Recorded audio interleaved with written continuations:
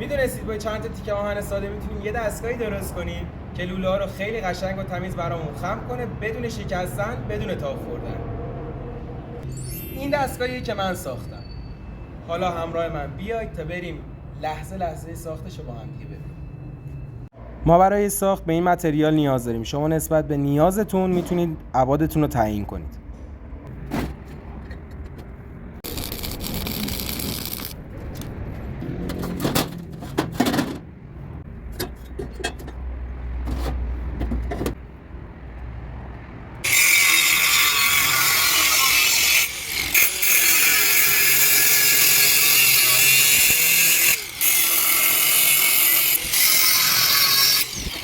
یادتون نره برای حمایت از ما سابسکرایب کنید و دکمه لایک رو بزنید. حالا وقتش این ستونایی که بریدیم و سر جاشون گوشیم.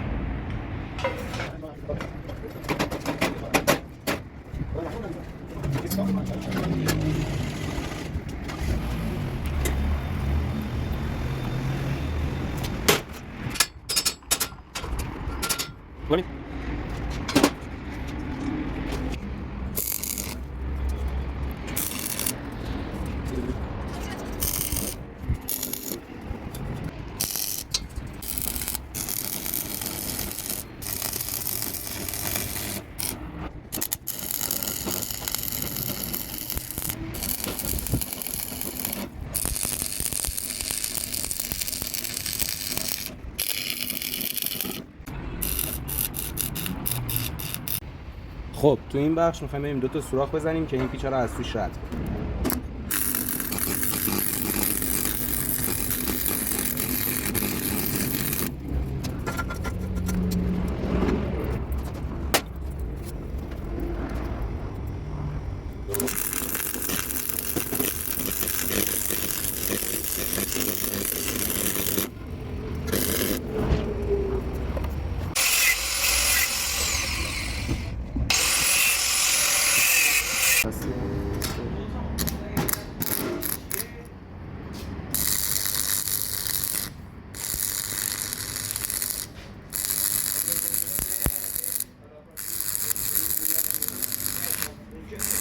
این هم لقمه دستگاه خمیری تقریبش کردیم.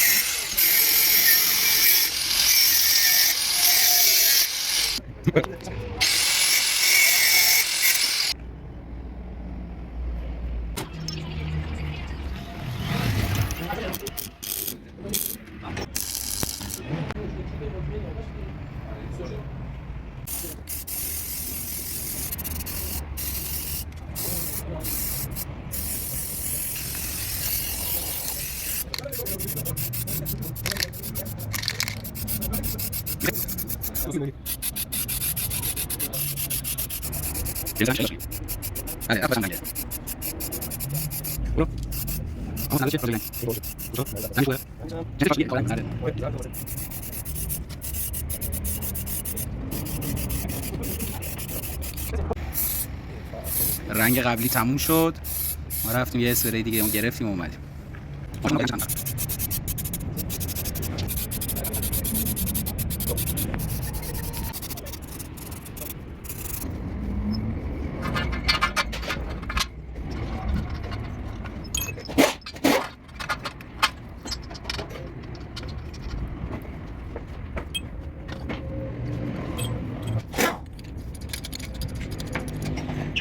حالا که تا اینجای ویدیو اومدید این ویدیو رو لایکش کنید و برای دوستاتون هم بفرستید. چنل هم اگه دوست داشتید میتونید ساب کنید و ما رو دنبال کنید.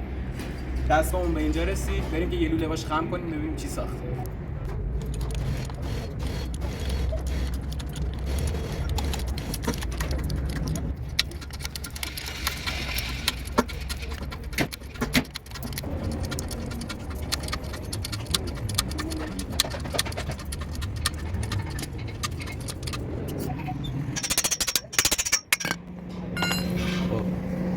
این خمی بود که روی لوله ما زد و حالا به لطف قالبی که درست کرده بودیم و هنوزم پرداختش نکردیم.